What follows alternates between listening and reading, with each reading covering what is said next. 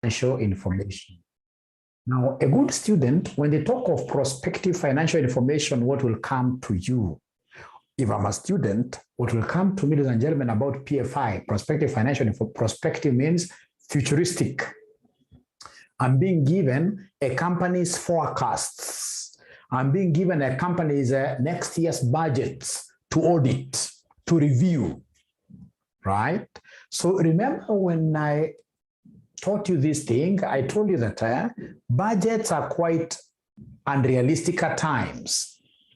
I mean, before coronavirus, we were planning to be having like 2,000 students in 2020. Corona hit. Our number of students in this case here went down to like say 200, right? So there are many things that can really change so that future information may not be as accurate as it was intended. So if I'm given futuristic financial information to give an opinion regarding to whether those figures are correct or not, what should I do? What should I do? And I would want us to look at question number 3A, of which we start with the requirement. We are required here to explain the matters which should be considered by Johnson and Company before accepting the engagement to review and report on Nally's company's PFI, prospective financial information. What is it that I should consider, ladies and gentlemen, before I say yes? As your auditor, I can as well give an opinion as to whether your budgets are okay or not. Even before I read the question, ladies and gentlemen, I'll be able to pick out like 3 or 4 answers right away. For example, I know as regards PFI, if this is an additional job that I'm going to undertake, I must consider my what here, I must consider my competence. Do I have a competent staff within this audit firm of mine who will be able to undertake this PFI review effectively? So competence is number 1. Number 2 is my independence. Remember that now I'm accepting more and more jobs. When I expect more jobs, what do I get when I get more jobs? When I get more jobs, my fees will go up. Is there a possibility of these fees going up such that I'll be able to get more than 15% from one client? Such that 15%, more than 15% of my revenue is coming from one client. If that is the case, then I should reject. Why should I reject? Ladies and gentlemen, remember when most of your fees comes from only one client, there will be too much dependence on that client. So if that client, one fine morning, he tells you to jump, you can't tell this client, no, I'm your auditor. You simply ask this guy, how high do you want me to jump? Because you know that he's the one who is buttering your bread. So independence is very key. And even in the concept of independence, remember, when I'm starting, in this case, ladies and gentlemen, to handle so many documents for my organization, there is a very high risk of what we call self-review. When you start doing non-audit work, at times, in this case here, you'll be forced to get figures that you saw in these budgets, at times, for example, being included in your audit. In the financial statements that you are preparing currently, perhaps the directors will pick these budgeted figures and they started discussing those figures in their annual reports. So as an auditor, there is a likelihood that the moment you start, ladies and gentlemen, really handling a lot of information about your client, there is a very high chance that you shall start reviewing some work yourself that you met somewhere here. When looking at the budgetary figures, now you'll be getting them when you're doing the real auditing of the books of accounts. So in that case, then your independence will be compromised. So that's number 1. Number 2, assuming Jensen and the company accept the engagement, they recommend the examination procedures to be performed in respect of Nally company forecast statement of profit or loss. It's PFI that they would want me to examine. And of course, the procedures will be the same. The concept of R-A-E-O-U. R-A-E-O-U. R is the analytical procedures. I'll be able to compute figures, ladies and gentlemen, right? I'll be able to compute ratios and observe the trends. in the budgeted figures given. Are those figures in this case here making sense? Are they making sense? So it is the same R, A, E, O, U. Abdul is asking whether we write. No. You remember I'm giving you these answers, right? Abdul, I'm giving you answers here. Here, basically what I would expect us to is to discuss, and then if possible, you guys now should be able to pick answers later, right? And write them. It should be a discussion. If you start writing, you'll not be able to cover so much. We'll be able to cover so much. Or do you want me to give you like points you write down? Is that what is good in the interest of everybody, that we give you points you write down? Marietta, yes. Mutembe, yes. Rosie, yes. So I'm waiting to be guided here. I can see 4. Bila shaka. Martin, yes. Lily, yes. It's then everybody who wants to write these things down. I'm the only one who doesn't want students to write down.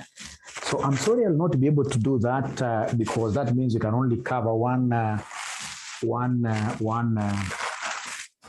question, which will be very unfortunate.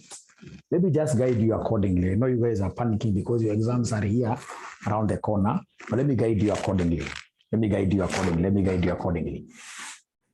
Right. Now, so we are told here, assuming Jansen's and the company accepts the engagement, recommend the examination procedures to be performed in respect of Nali's forecast. So as I'm planning my answer, I'll remember that these examination procedures are which ones? It is a R, A, E, O, U. Right? So analytical procedures, of course, compute ratios, and see the trends. Are these trends, for example, trends which are expected? Under A, inquiry, I'll be able to do a lot of inquiries regarding these figures. For example, I'll be able to talk to the management. The management, of course, they should be able to commit themselves that it is their responsibility to do budgets. Right? They must give me, in this case here, a letter of representation. Right? So I have to engage, for example, when they're giving me like revenues here, I have to talk to the sales director to see whether these figures really, are they making, or rather, I mean, he has to also tell me, commit himself in writing, that these figures, according to his best of knowledge, that these figures are realistic, they can be achieved. And of course, I would want even the marketing strategy, right? And the inspections, ladies and gentlemen, I will be able to inspect so many documents. So for example, you tell me that your administration expenses are going to be like this, like rent. I should be able to get even receipts of the various rent amounts which are being paid at the moment, and to confirm in this case here, trace them to these figures. Are these figures realistic? If you're telling me that today we are paying rent of 5,000, and then you're telling me from your budget that rent is going to be 22, 4 times, why? You have to explain. If it is this finance cost, ladies and gentlemen, that I'm seeing here, of course, finance cost, there must be loan agreements. I would want to see those interests, and you have to tell me why you think the loan interest is going to decrease in the future, or is going to decrease in the future, right? So we are told, ladies and gentlemen, for us to be able to appreciate, that's part B, so we can read part A. We are told you are an audit manager in Johnson & Company, which offers a range of audit and other assurance services to its clients. One of your audit clients is Nali Company, which operates a commercial haulage company. Nali Company has been an audit client for the last, so this is your audit client for the last 5 years, and is currently planning a significant expansion of its operations into a new geographical area and a jurisdiction. In order to finance the planned expansion, Nali Company needs funds to purchase additional heavy goods vehicles, expand its warehousing facilities, and recruit more drivers. The company is also planning a major advertising and marketing campaign targeted at potential customers in the new jurisdiction. Nali Company's Finance Director, Susan Sedon, has approached you to ask if your firm will provide a report on prospective financial information which has been prepared in support of a loan agreement. The application is for new long-term loan of $22 million from the company's current lender, which it intends to use exclusively to finance the planned expansion. The company currently has an existing long-term loan of 31 million from the same bank, which is redeemable in 5 years' time. Suzanne Seldon has provided you with the following extract from the prospective financial information, which will form part of the company's loan application. So it is only a forecasted statement of profit and loss. So I can see revenues. I can see cost over sales. So ladies and gentlemen, amongst the procedures that I must, if these are P&L, I expect a P&L, of course, to follow the principles of what here? IFRS. If it's revenue, what is the principle of revenue recognition? If it is cost, how are you charging the depreciation into cost of sales? I would want those policies, ladies and gentlemen. So I would want to see as an procedure, as an examination procedure, I would want to see whether IFRS principles have been followed in preparation of the PFI, or they just want to give us things that don't make sense at all here. So is the IFRS being followed? Great. So I'm being told, ladies and gentlemen, here, if you look at this very well, I'm told revenue represents amounts derived from the provision of haulage services to commercial customers operating principally in the retail sector. Nally's company board of directors believes that trade in both its existing and new markets will experience significant growth over the next 2 years. That is an assumption. It's what they believe. So as an auditor who is examining this forecasted profit and loss, I would want to check whether those assumptions are reasonable. Are they reasonable? And for me to do that, an inquiry, of course, will be very, remember, as an auditor, I'm supposed to exercise a lot of professional skepticism. So when they tell me that they expect both markets, in this case here, to grow over the next 2 years, I really put a lot of question marks here. Why? Why? Give me evidence. Do this and this. So number 2, we are told that cost of sales, number 2 here, cost of sales comprises the cost of warehousing and distribution, including relevant staff costs, maintenance and repair of vehicles, and depreciation of property, equipment, and vehicles. Number 3, admin expenses are mainly the cost of running Nally's company central head office facility. 4, finance costs represent the cost of servicing long-term finance from Nally companies, what here? Bankers. So when they tell me that here they will be paying 1450 as interest from the RAEOU, the recalculation, I would want to recalculate this finance cost as an auditor and see whether you see I'll be telling them that, you guys, you have a current loan of 31 million. When you get this facility, you'll be paying 22 million. So in total, that will be 53 million. So out of this 53 million, what is the rate of interest? I should be able to recalculate the finance cost that these guys expect to pay here. So they want me to explain the matters which should be considered by the company, my company, before accepting the engagement to review and report on Nally company's PFI. So I'll not belabor here, straight I'll just give you the answers here. So this is question number 3. Question number 3, ladies and gentlemen.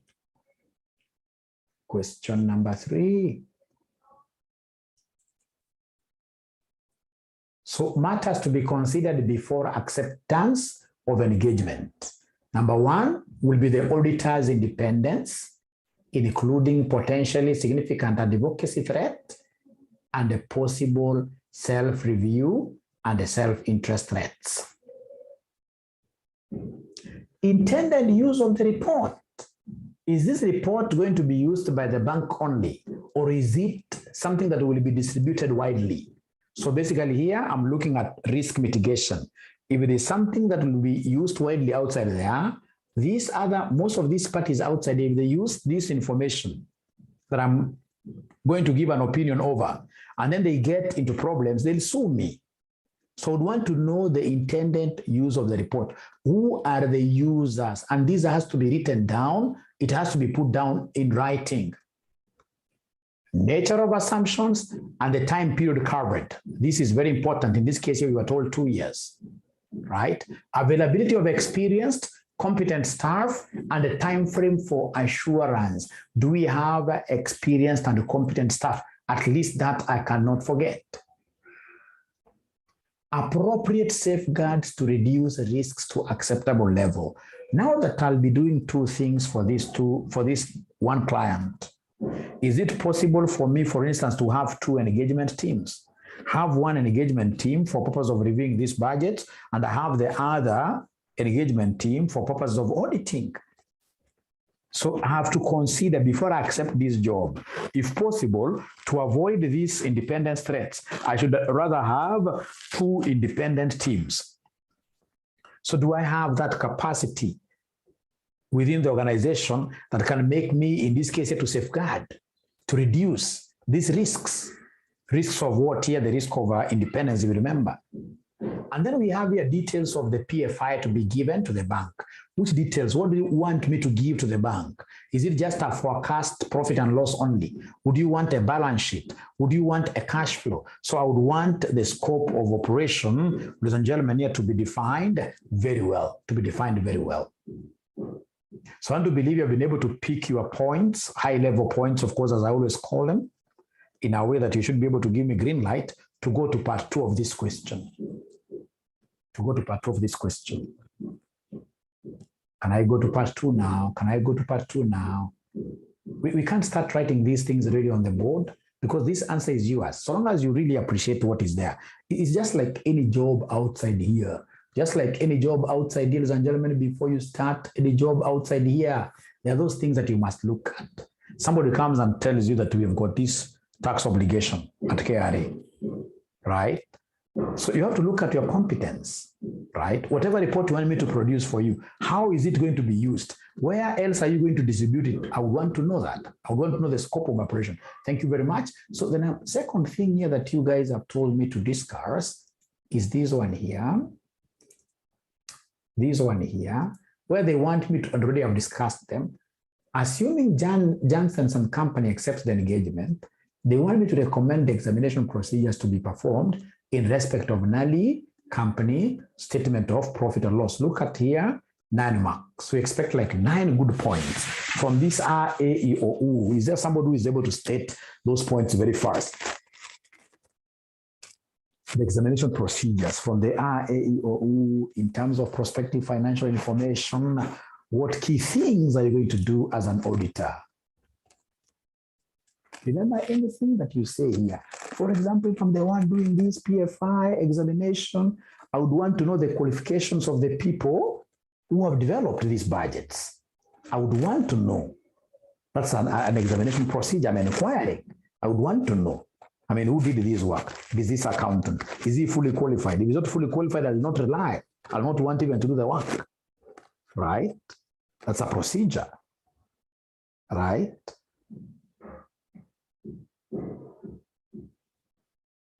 There are a lot of recalculations here to be done, like the finance cost. I'll have to calculate, right? I would want to know how these figures were calculated so that I can recalculate them myself. When you tell me that your cost of sales is comprised this and this, and I'll tell you no problem. Please give me those figures for the base year. For the base year, I would want to do it myself. Yes. So I'm getting the chart, ladies and gentlemen. I would really love to read your work as usual.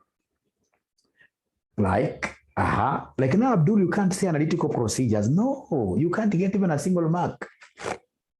Analytical procedures, so what? You need to tell us what they are. It's about computing ratios. It's about, in this case, checking the figures. How are they increasing, for example? Is that in line with the market expectations?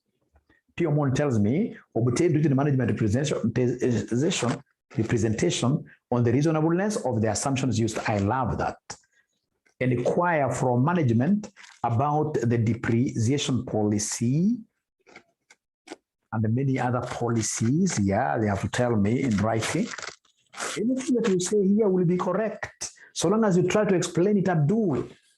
So long as you try to explain it, remember, there's supposed to be 9 points. There's supposed to be 9 points. If you give us 3, we'll only give you 3 marks.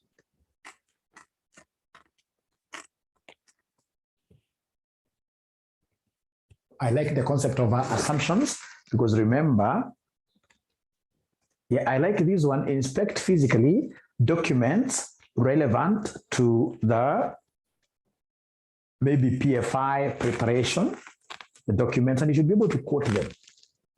For example, for PFI, ladies and gentlemen, I expect this company to have, or rather, to have quotations because it's futuristic. They must go and ask people there that you guys, if you're going to supply us these goods in the future, how much will you charge us? I expect to see quotations, and if those things are there, I have to inspect physically the documents relevant to the to preparation of the budgets, for example, preparation of the PFI.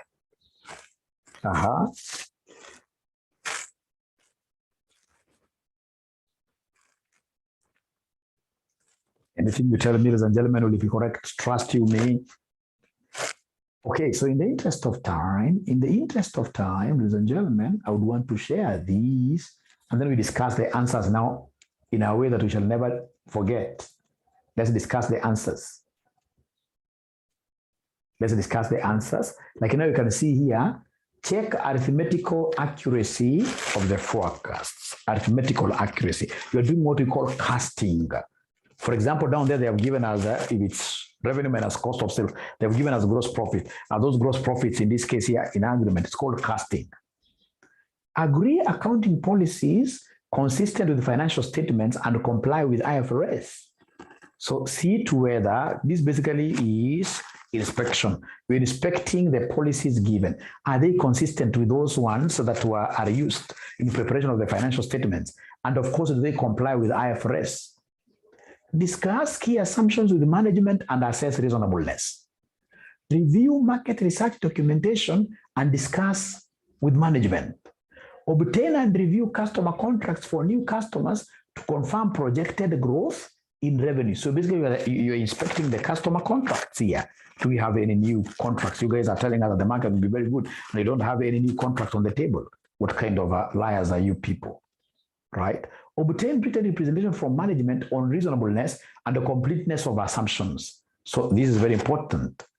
Next, assess competence and experience of client staff. I told you who prepared these forecasts, including this PFI. So I would want to know whether those guys are qualified. Are they CPAs? Right? Perform analytical review of key trends like growth in revenue, cost of sales as a percentage of revenue, declining trend in administration cost, increase in net profit margin. I have to compute those ratios and see really what kind of trends are we having there. Review capital expenditure forecasts and agree them to invoices. So the invoice, of course, may not be there. This will not be there for PFI. You don't have it. Not unless you're looking at the invoice, previous invoices. But basically, we'll be having what we call supplier water quotations. These guys are budgeting to buy 10 vehicles next year. So they'll go to, for example, CMC and ask CMC next year, we want this number of vehicles. These are the specifications. How much will you charge us? So when I call these directors and tell them, you guys, I can see you are putting a lot of cost here for vehicles. They'll tell me, hey, you know what? This is not something that we are thinking. It is in existence. We have quotations here from CMC, right? Recalculate depreciation and ensure correct inclusion of depreciation on new, whatever, and warehousing facilities. Obtain and review breakdown of operating expenses that, of course, you can't remember very easily. Inspect, yes, this is very important. Inspect utility bills and assess reasonableness of forecast utility overheads. So the utility bills, like for example, electricity bills, if they are here, I would want to know you guys are projecting these things to be 10 million, but today they are 2 million, right? So I would want to inspect the current or recent utility bills and assess reasonableness of now forecast utility overheads. Obtain and review documentation for existing loan agreements with the bank and draft documentation for new loan and recalculate the finance cost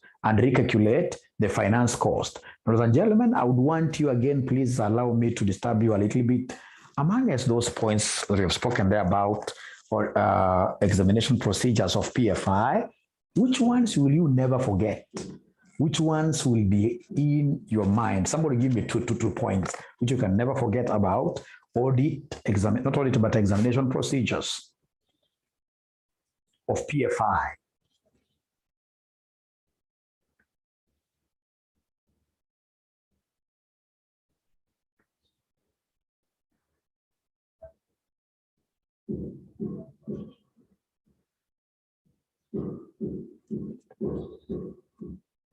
The ones that you can't forget now. Now we are coming to the end of this revision really. And they're similar to the audit procedures. They're similar to the audit procedures basically. So long as you remember the concept of RAEO, and then out of that you should be able to, mention so many things.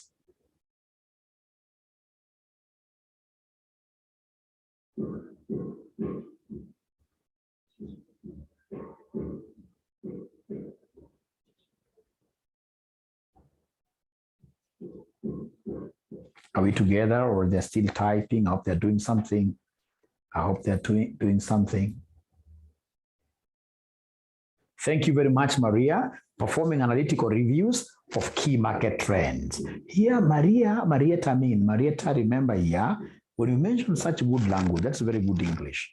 You must remember, if it's key market trends, talk of revenue growth, talk of such things, right? What is happening in the market, competitive industry.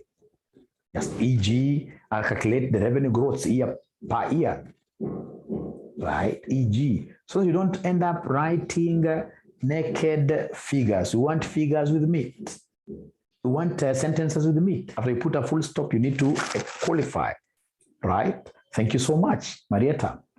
Yeah, Rosie, perform analytical review of key. Yes. Review. You see, like now, this is a very good student who has even gone out of the box to give us a very good point. Review board minutes and review competence of the preparers. The only thing I have done here, first of all, Rebecca, I appreciate this point, but what I've not liked in your point is that you are mixing up very important concepts here, which the examiner can only give you a mark. Review of board minutes for approval. Was this procedure of budget preparation and even the budget that has been given to me, has it been approved by the board? It's quite a heavy point, which should be alone, Rebecca. And then the concept of now inquiring about what your competence of the preparers. You must separate. Those are two important points that should be able to make you pass. Right? These guys are not talking to me. But Abdul, I've got a problem with you. Abdul, when I meet you physically, I'll punish you somehow. Good points, but you are writing like check arithmetic accuracy. This one, the examiner can't give you a full mark. Check arithmetical accuracy. So for instance, what I'll do, I'll come and after full stop, I'll say, I'll look at one of the figures that is in the question here. I look at one of the figures that is in the question here. So in the question here, like now here, that I'll go for 2018 and see whether this profit before tax of 9613 is correct. Is it arithmetically, is it correct? So I use my calculator myself. So I'll cast the figures. I love that. Okay, great. Thank you very much. You're overcoming.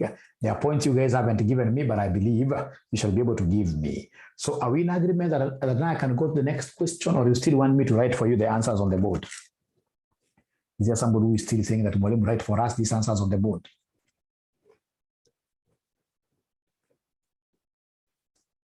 So long as, ladies and gentlemen, we have the answers here and we're discussing here between ourselves, I don't think this thing of writing answers on the board is really a good thing. No, we're not be able to like now we're moving very fast because we are discussing something. You're discussing documents here. Serious discussion. We are good. Thank you very much. We continue. So we are told part this required comment on the quality of the planning and the performing of the audit of Watson Company, discussing the quality control and the other professional issues raised. How many marks? 10 marks. So if I can even have, like, say, 5 points, very well explained, I'll be able to get 10 marks. Great. So we continue here. Yeah, sharing the answers later is the best thing, really. So, ladies and gentlemen, remember when they are talking of really planning for the audit, when they talk of planning for the audit, there are things that I'm supposed to really appreciate. When they talk of planning an audit, what am I supposed to do really? First of all, I must understand my client very well. So I must have what we call an entry meeting with my client. In this entry meeting, I would expect them to give me the financial statements, 5 of them. I would expect them to give me an income statement. I would expect them to give me a statement of financial position. I would expect them to give me a statement of changes in equity. I would expect a cash flow statement. I would expect the notes to the accounts. So I'm trying to plan here. So when I'm planning, I'll be able to assess risks. What kind of risks here? Remember, I could be the first auditor, for example. Or I could be a new auditor here. You know, a new auditor has to do so many things. If it's a new auditor, I have to really go an extra mile to confirm so many things. So which audit strategy am I going to use here? Right? Should it be the transactional cycle-based? I'm trying to wonder loudly. Balance sheet, audit strategy, where I just audit the balance sheet items. Is it risk-based? But the most important thing, ladies and gentlemen, during the planning stage is to understand my client. Who am I dealing with? Are the accountants, for example, qualified? How are the internal controls like? Ladies and gentlemen, in this case, I would want to know the high-risk areas. High-risk areas. For example, if these people have what we call financial instruments, of course, they're accounted for under IFRS 9. We know that financial instruments are quite technical things to account for. They are quite technical things, the hedging tools. They are quite technical things even to audit. So it is at this particular juncture, I'll be able to get a high-level agenda, a high-level understanding of the various risks, which then will be able to guide how I'm going to conduct the audit. So ladies and gentlemen, please listen, or rather, let's just read the question first. Let me share my screen here.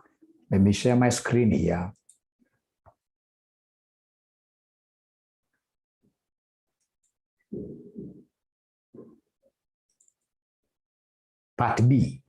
One of your colleagues at Johnson and Company, Rodson Evans, has been taken ill at short notice, and you have been temporarily assigned as an audit manager of Watson Company, an IT consultancy company, which is listed on a second tier. So the company is listed, that takes my risks very high. Because I know as an auditor, any company which is listed, whatever opinion I give will be out there in the public. I have to do thorough work here. There is no joke here. The company is listed on a second tier investment market. The final audit of Watson Company for the year ended 30th June 08 is approaching completion, and you are in the process of reviewing the audit working papers. The draft statements for the year recognize a profit before tax of 54.2 million and total assets of 23.1 million. When you see these figures being floated to you, hey, you, my good students, what comes to your mind? When you see the profit before tax, you're seeing total assets, what comes before your eyes right away? Can someone talk to me?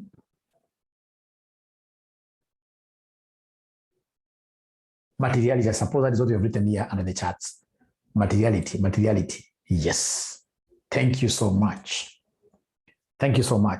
The audit supervisor, who is part qualified CPA for your case, has sent you an email from which the following extract is taken. When they tell you that this guy is a part qualified, what is your take on the competence of this person? What is your take on the competence of this person as regards auditing is concerned? When they tell you that somebody is part qualified.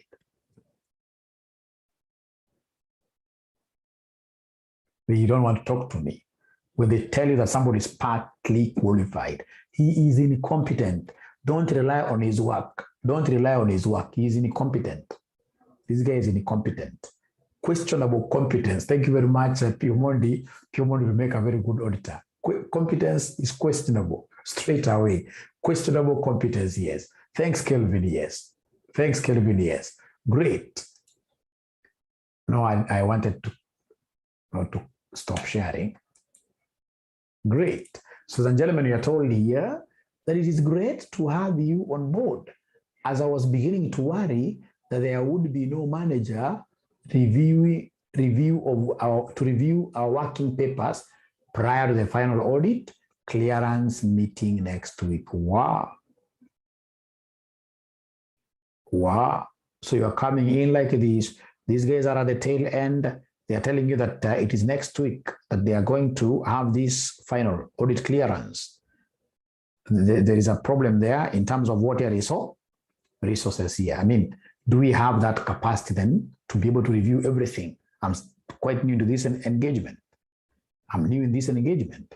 The audit assistants and myself have done our best to complete all of the audit work, but we only saw Rodney on the first day of the audit about a month ago, when I think he was already feeling unwell. You can imagine how they have been working themselves without really supervision. Who has been taking their working papers? Because working papers somewhere that they must be signed, reviewed by, right? So basically they have been like a ship without a radar, right? Right. We had a short, brief meeting with him, at which he told us, if in doubt, follow last year's working papers. I mean, what is that? Last year's working papers are supposed to be just a benchmark. In the current year, so many things are going to change.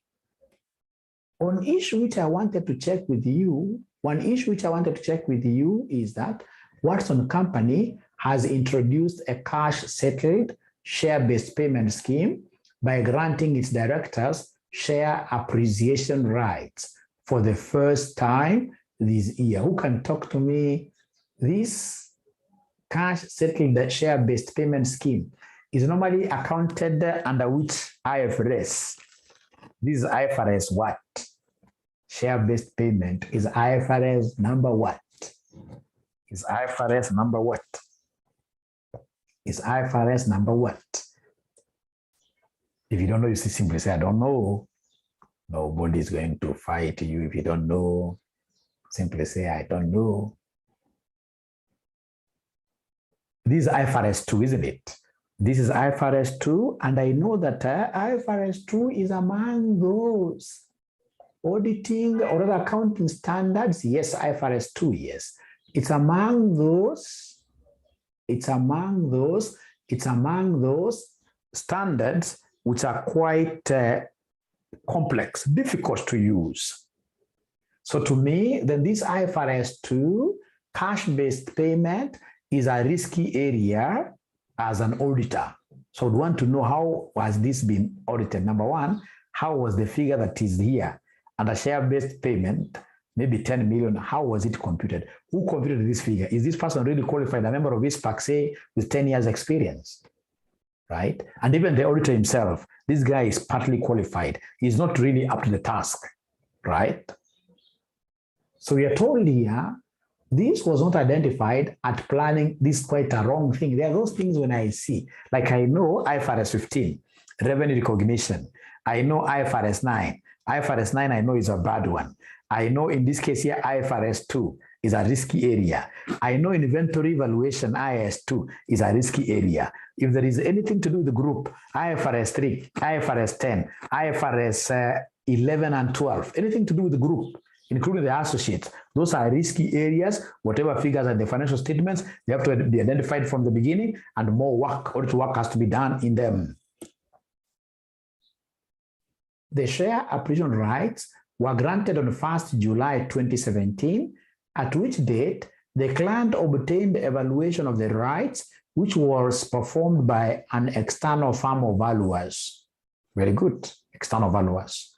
I've filed a copy of the evaluation report, and I've looked up the valuers online, and I've found a very professional looking website which confirms that they know what they are doing. Really? Is that how you do due diligence? That you go and get in? Actually, if I go to a website and I get a very good looking website, I know that is how bad people hide their things, right? This is not how you do due diligence on these external resources you're having. You'd want to know, are they competent? Are they independent from this? You don't go to their websites only and then you tell us that you believe by just seeing their website that they are good people. I mean, this is quite bad. No wonder you are not fully qualified. You never give me this kind of an email. You. The cost of the share appreciation rights scheme based on this valuation is being appropriately recognized over the 3-year vesting period, and a straight line expense of $195,000 has been recognized in the statement of profit or loss on this basis, okay? A corresponding equity reserve has also been recognized on the statement of financial position. You don't recognize this as equity. No. This will only become an equity element when this period that they were promised lapses, when they vest, when they become shareholders is when we shall be able. For now, we can only recognize that we owe them. It's supposed to be recognized as a liability. A corresponding equity reserve has also been correctly recognized on the statement of you are lying, you're cheating.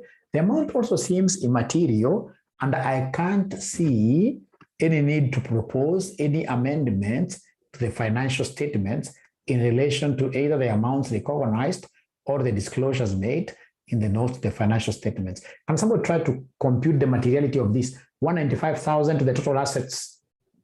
Take this to the total assets. What is 195,000 divided by 23.1 million? Can somebody give me that figure? 195,000 divided by 23.1 million. 195,000 divided by 23.1 million gives me what figure? Times 100, of course. Times 100, of course. What are we getting? Somebody continue being nice. Today, you guys are so nice to me. Continue being nice as usual. Please give me that figure. I want to check materiality. Please give me that figure. Please give me that figure. 0.85%. 0.8%. Very small. Very small percentage. Very small percentage. So immaterial to total assets, and of course immaterial. Now these are different paper that I got, not a mock paper. It's a different paper. I'm sending you the material, the paper, write down the answer. So it's very immaterial, but now, ladies and gentlemen, completely immaterial. I love that. But now remember, let me stand a little bit now. Let me stand a little bit because now you're making these things to be very, lively now. Great. So we are saying fine. It is what here? It is immaterial.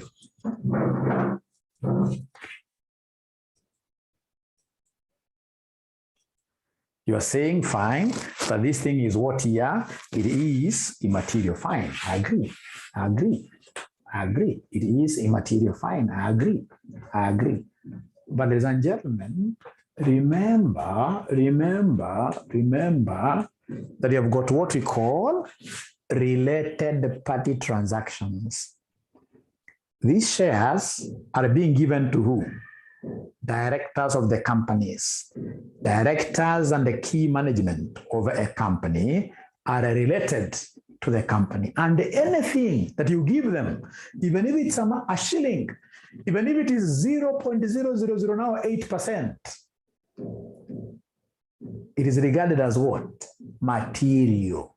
Anything that you give to related parties is always what here? Material, and has to be accounted for correctly and disclosed under a note called what here? Related party transactions in the books of accounts. It has to be disclosed. So regardless of the percentage, anything that goes to related parties, don't even compute its materiality. It's always what here? It's always material.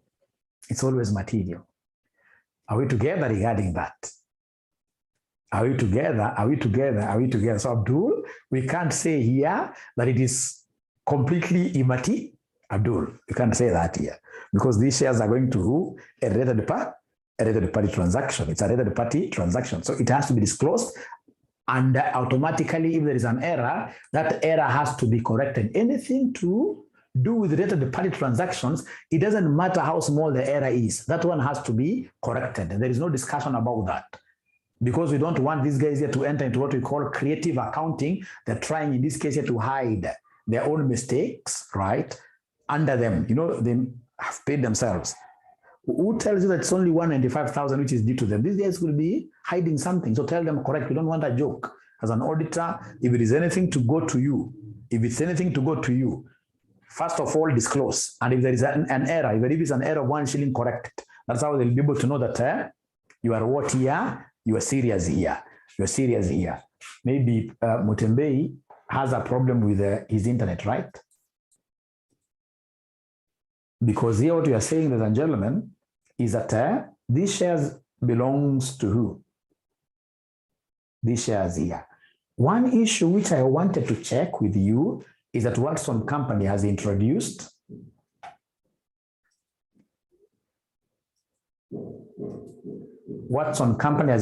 a cash settled share-based payment scheme by granting its directors, check this, its directors have been granted. So even if this 195,000 amount is what is immaterial, so long as the payment is going to a related party. Do you guys remember the definition of a related party? We'll talk about that later, but management, key staff, directors of a company are always what are related party. They're related parties. And any related party transaction you must always disclose, regardless of the materiality level. You must disclose. And if there are any errors that arises out of a related party transaction, you must always do what here? You must always correct. Not you as an auditor, you must stamp down your feet as an auditor and tell those guys here to do what here to correct. I hope now you understand that, Mutembei.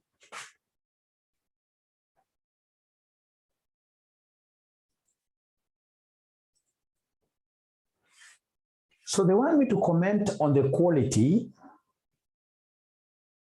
No, before that, the amount also seems immaterial and I can't see any need to propose any amendments to the financial statements in relation to either the amounts recognized or the disclosures made in the notes of the financial statements. So you're required to comment on the quality of the planning and the performance of the audit of Watson Company, discussing the quality control and other professional issues done what here raised. I think you have done most of this. So then what we need to do is to come here,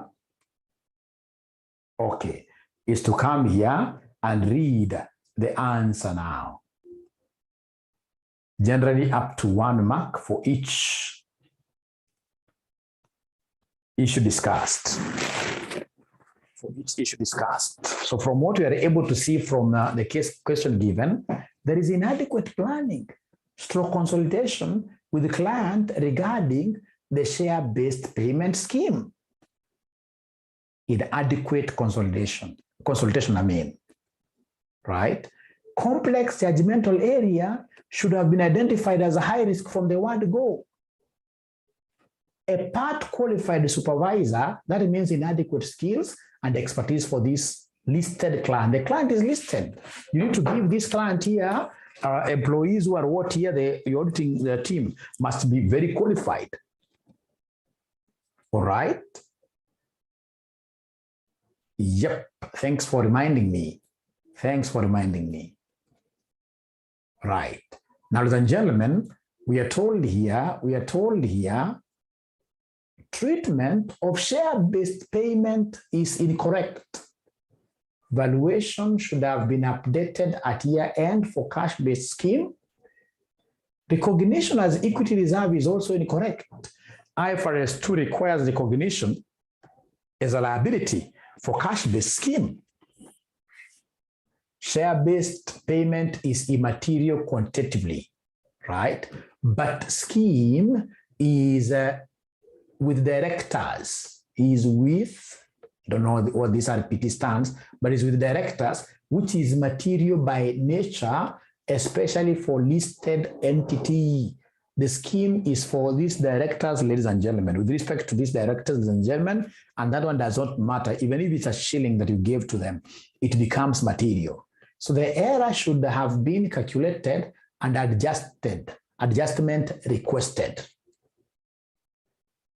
The matter should have been included in the related party disclosures notes in accordance with IAS 24.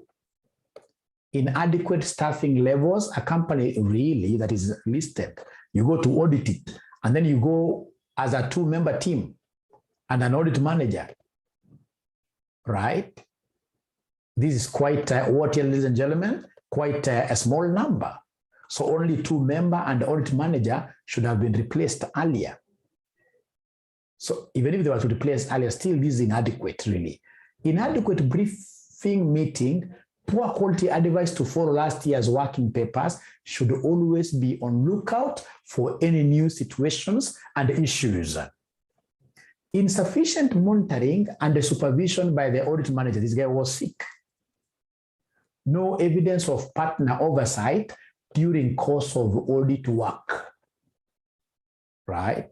So the partner, there is no place they have told us here that the partner was really offering any oversight. You know, even when the manager, for example, became sick, at least the partner should have been able to come and wear his shoes before getting a replacement. They have not mentioned anywhere about the partner, the engagement partner in this question. Failure to update and change the audit plan as necessary during course of audit, clearance meeting is next week, and the manager review is only just taking place. Where was honestly the partner here? If this guy was sick, the partner should have come in handy. Lack of audit evidence for this external valuer in terms of competence. You don't tell us about the website alone. In terms of capabilities, objectivity, scope of work, right? Reference to website is inadequate and reflects inexperience and lack of expertise of supervisor, like that. So I want to believe, ladies and gentlemen, again, that you guys have been able to pick a few things from these discussions on audit planning, where in this case, they never scored well. When they never scored well, I hope that is helpful. I can see a chart here. Yeah, related party transaction. So related party transaction, ladies and gentlemen, related party transaction, perhaps you haven't done this. What I need to do, ladies and gentlemen, then is to pull some materials. We study about this IS 24. Can I pull some materials? I can see so many questions surrounding this IS 24 related party transactions. Can I get some materials? I first of all take you through the related party transactions. What do you think? Related party transaction before we continue? Yes, just a minute then. Just a minute.